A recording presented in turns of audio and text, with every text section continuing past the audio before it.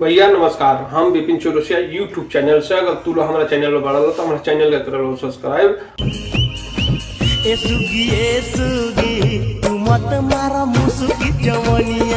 और वीडियो को कर लो शेयर। देख लो ये एगो मनोरंजन के वीडियो है जौन के हमरा वीडियो में कुछ भी अश्लील ना होला, हमेशा पारिवारिक वीडियो रहेला हमार।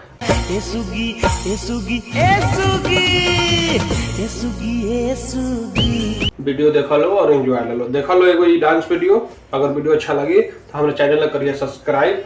और देख लो कितना बढ़िया नाच रहल बड़ी जौन की हम ऐसे ही पारिवारिक वीडियो ले आनी और हमारा वीडियो में कुछ भी अश्लील ना होला। अभी तू कुंवार बारू ओढ़ला ओढ़निया, अभी तू कुंवार बारू ओढ़ला ओढ़निया। तू लोग वीडियो देख लो और एंजॉय ले लो।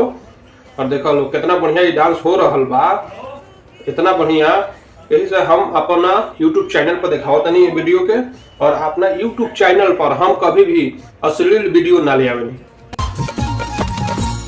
अभी तू कुंवार बारू ओढ़ला ओढ़निया, हमेशा पारिवारिक वीडियो ले आवेनी, अश्लील वीडियो ना रहेला हमारा YouTube चैनल पर। वीडियो देख लो और एंजॉय ले लो। अभी तू कुंवार बारू ओढ़ला ओढ़निया, ए सुगी ए सुगी ए सुगी। और हमारा वीडियो में कुछ भी अश्लील ना होला। और हमारा फेसबुक पेज के फॉलो कर लो, इंस्टाग्राम आईडी के भी फॉलो कर लो और हमारा वीडियो को ज्यादा से ज्यादा शेयर कर लो। अगर तुम लोग चाहता रहो अपन वीडियो बनवावे के तो हमरा के खाली YouTube चैनल पर मैसेज कर लो, हम तालू के वीडियो बनाना। जन के हम वीडियो बनावे कोनो केहू से 1 रुपया भी ना लेनी, हम फ्री में बनावे वीडियो। हमारे लगे कोनो भी चार्ज नहीं है वीडियो बनावे के।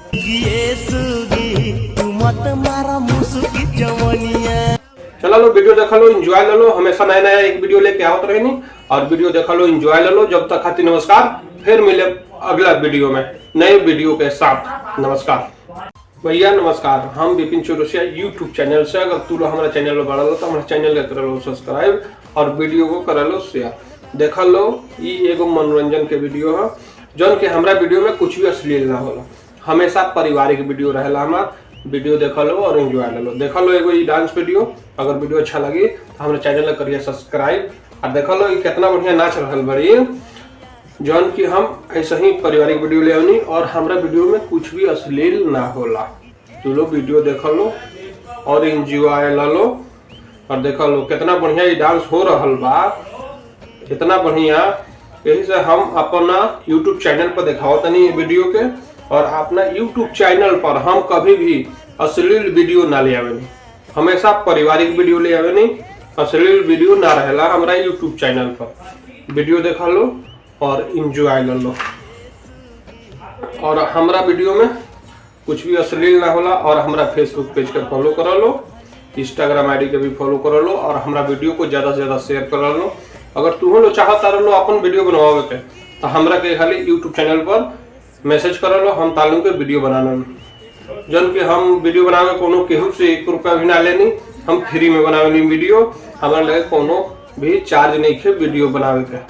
चला लो वीडियो देख लो, एंजॉय ले लो। हमेशा नया नया एक वीडियो लेके आवत रहेनी और वीडियो देख लो, एंजॉय ले लो। जब तक खातिर नमस्कार, फिर मिले अगला वीडियो में नए वीडियो के साथ। नमस्कार।